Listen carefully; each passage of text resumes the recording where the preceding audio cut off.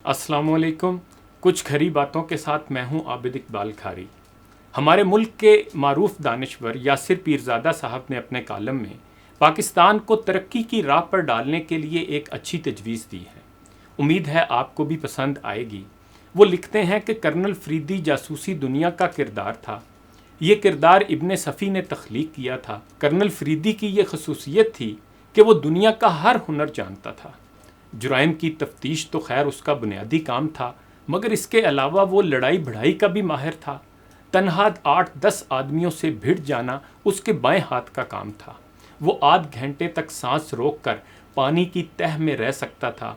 Back वक्त 2 आदमियों की फायरिंग से खुद को बचा सकता था और ताकतवर इस कदर था कि एक द्यो कामत आदमी को अपनी पीठ पर लाद कर दौड़ लगा सकता था और इस दौरान उसका सांस भी नहीं फूलता था। दुनिया के बेशतर सांपों की इकसाम से वाकिफ था। घर में उसने खौफनाक किस्म के जहरीले सांप और खूंखार कुत्ते पाल रखे थे और अपनी गुनागू मसरूफियात के बावजूद वो इन सांपों को खुद दूध पिलाता था। फरीदी दुनिया के बेशतर ममालिक की सैर कर चुका था। तमाम बड़ी ज़ुबानें रवानी के साथ बल्कि अहले ज़ुबान के लहजे में बोल सकता था। हर किस्म के जोग्राफिये से वाकिफ़ था। अफ्रीकी कबाइल के रस्म रवाज पर भी उसने तहकीक की हुई थी। उनकी बेशतर बोलियां भी समझ लेता था और अफ्रीका में पाए जाने वाली नादरो नायाब जड़ी बूटियों के ख़वास का भी उसे अच्छी तरह इल्म था। वो हेलीकॉप्टर और जहाज़ उड़ाना भी जानता था। उसकी एक ज़ाती ब्लैक फ़ोर्स थी जो उसके इशारे पर हर किस्म का ऑपरेशन सरअंजाम देती थी। और ये बताने की ज़रूरत तो बिल्कुल नहीं कि वो मेकअप का भी माहिर था और वक्त पड़ने पर कोई भी रूप धार सकता था। ये तमाम खूबियाँ अकेले कर्नल फरीदी में थीं और वो कोई बूढ़ा शख्स भी नहीं था। 30-35 साल की उम्र में ही उसने ये सब काम सीख लिए थे। अब यहाँ एक सवाल ये जन्म लेता है कि हकीकी दुनिया में एक इंसान में बैक वक्त कितनी सलाहियतें हो सकती हैं। एक लड़की 18 साल की उम्र में टेनिस की बेहतरीन खिलाड़ी बन सकती है। एक औरत 100 साल की उम्र में PhD की डिग्री हासिल कर सकती है। कोई जोगी बगैर खाए पिए कई कई दिन कब्र में गुजार सकता है। एक शख्स 2 बंदों को बगल में दाब कर कले की फसील पर दौड़ लगा सकता है। कोई आदमी ठठरते समंदर में डॉल्फिन की तरह गोता लगा सकता है और कोई बच्चा छोटी सी उम्र में दुनिया की मुख्तलिफ ज़ुबानें भी सीख सकता है। ये तमाम बातें मुमकिन हैं, मगर ये मुमकिन नहीं कि कोई क्वांटम फिज़िक्स का माहिर भी हो और साथ में ओलंपियन चैम्पियन भी। पानी में सांस रोकने का मुजाहरा करने वाला फनकार, तने हुए रस्से पर चलने वाला बाजीगर, दुनिया की 60 ज़ुबानें और बोलियां समझने वाला जीनियस और कब्र में 40 दिन गुजारने वाला साधु भी हो। ऐसी बातें सिर्फ नावलों और अफसानों में ही पढ़ने को मिलती हैं। एक इंसान की ज़िंदगी बहरहाल महदूद होती है और उसके जिस्म के एज़ा भी एक हद तक ही कोई काम कर सकते हैं। इसलिए समझदार लोग अपनी ज़िंदगियों को मुख्तलिफ खानों या हिस्सों में तकसीम करके बहुत से काम कर सकते हैं, मगर ये एक बहुत ही मिसाली किस्म की मंसूबाबंदी होगी जो हर शख्स के बस की बात नहीं। इसीलिए ज़िंदगी में कामयाबी के लिए ज़्यादातर लोग एक काम में महारत हासिल करते हैं और फिर उसी के बलबूते पर ज़िंदगी की बाकी आसाइशें हासिल कर लेते हैं। ये कुलिया आसान है, आजमूदा और कारगर है। इंसानों की तरह पसमानदा कौमें भी इसी कुलिये पर अमल करके तरक्की कर सकती हैं।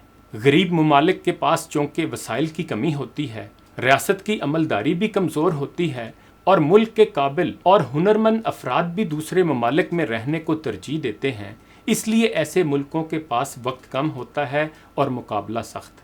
इन ममालिक में जब भी कोई नई हुकूमत आती है, चाहे वो हुकूमत जमहूरी हो या गैर जमहूरी, वो अपने लिए ऐसे अहदाफ मुकर्रर कर लेती है जिन्हें 5 साल में हासिल करना मुमकिन नहीं होता। उनका हाल ऐसा ही होता है जैसे कोई शख्स नए साल के आगाज़ पर 1 जनवरी को डायरी में लिखता है कि वो इस बरस 100 किताबें पढ़ेगा, 4 किताबें खुद भी लिखेगा, 20 किलो वज़न कम करेगा, जहाज़ उड़ाना सीखेगा, 10 मुल्कों की सैर करेगा, टेनिस की चैम्पियनशिप जीतेगा, जेम्स बॉन्ड को लेकर एक फ़िल्म भी बनाएगा और अपने बीवी बच्चों को क्वालिटी टाइम भी देगा। जाहिर है कि इनमें से एक काम भी नहीं हो पाता। गरीब मुल्कों में नई हुकूमत की डायरी भी इसी किस्म की होती है और जब उसकी मुद्दत ख़त्म होती है तो पता चलता है कि कोई एक काम भी ढंग से नहीं हो सका। ऐसे ममालिक के पास बेहतरीन ऑप्शन ये है कि वो अपने लिए किसी एक मैदान का इंतखाब कर लें और फिर इसमें अपनी महारत के झंडे गाड़ें। थाईलैंड ने सियाहत को हदफ बनाया और फिर इसी के बलबूते पर तरक्की की। हालांकि उस मुल्क में मार्शाल्लाह भी लगता रहा और बाकी कबाहतें भी मौजूद रहीं। बांग्लादेश ने भी 2-3 हदफ सामने रखे और सिर्फ उन्हीं पर फोकस किया। मईशत दुरुस्त की, आबादी कम की और औरतों को काम के मौके दिए। दूसरी तरफ शुमाली कोरिया की मिसाल है। उस रियासत ने फैसला किया कि वो अवामी फलाही रियासत बनने की बजाय एक फ़ौजी कुव्वत बनेगी और वो बन गई, मगर अपने अवाम की खुशहाली कुर्बान करके। हमने फैसला किया था कि हम एटम बम बनाएंगे और हमने बना लिया। हालांकि पूरी दुनिया हमारे इस हदफ की मुखालिफ थी, लेकिन फिर सिर्फ एटम बम ही बन सका, मुआशी बम हम नहीं बना सके। गो के एटम बम बनाना भी नागुज़ीर था।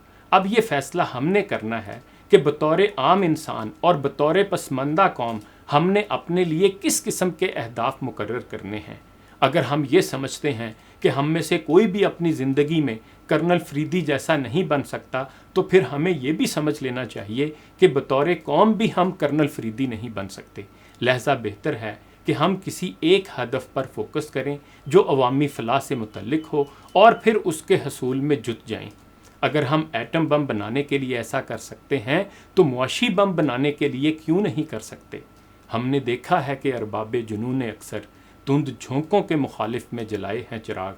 इन्हीं गुजारिशात के साथ आबिद इकबाल खारी को इजाज़त दीजिए। अपना ख्याल रखिएगा।